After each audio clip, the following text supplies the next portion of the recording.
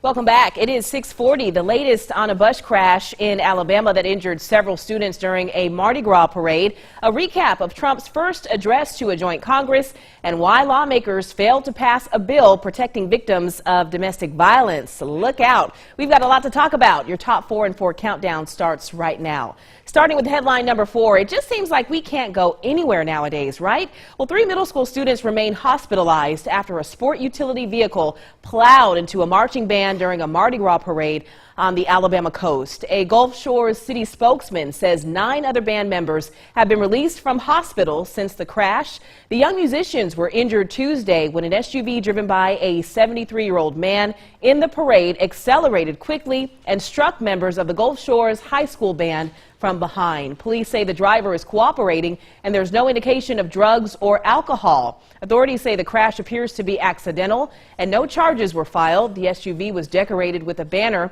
from an area chapter of the Military Officers Association of America. A spokesman says the group extends its prayers to the injured.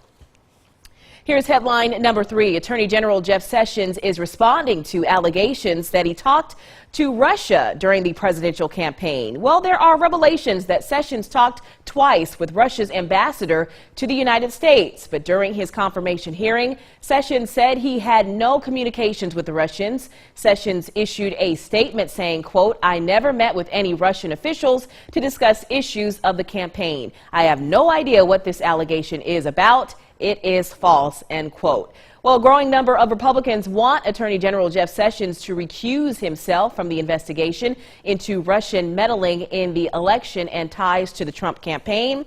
And at last check, he did. Now to headline number 2. Viewers nationwide strongly approved of President Trump's speech Tuesday night, with many Democrats joining Republicans in calling it presidential and having a positive tone.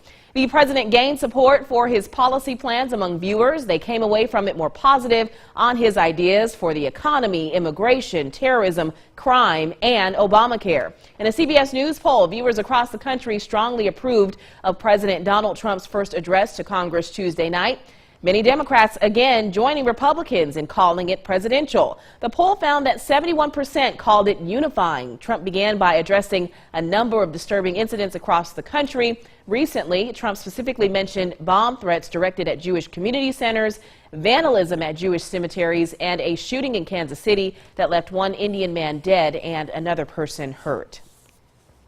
Now, here it is, the number 1 headline of the week. A bill that would have added domestic violence to the list of legal reasons a person can get a divorce in Mississippi died in a House committee on Tuesday. The bill died after its chairman, State Representative Andy Gibson, said it would, quote, "open the floodgates to more divorces," even though Mississippi has one of the highest rates of divorce in the country. Well, it turns out the congressman received quite a bit of backlash after the bill died.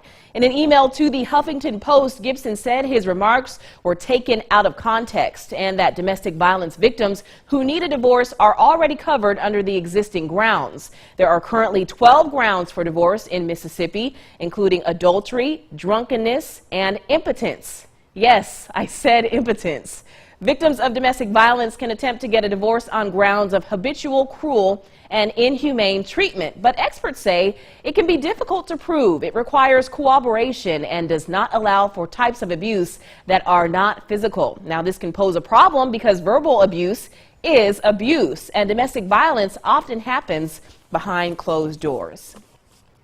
Well, if the fact that Senate House Bill 2703 was not passed shocks you, well, listen to these numbers. According to the State Attorney General's office and the National Coalition Against Domestic Violence, every 9 seconds a woman is beaten or killed in Mississippi. 1 in 4 women will experience domestic violence in her lifetime. 1 in 3 women and 1 in 4 men have been physically abused by an intimate partner. Now, I think we need to advertise this number now more than ever. If you know someone who is a victim of domestic violence, or you yourself are one, call 1-800-898-3234. And remember, love is not supposed to hurt. We'll be right back after this.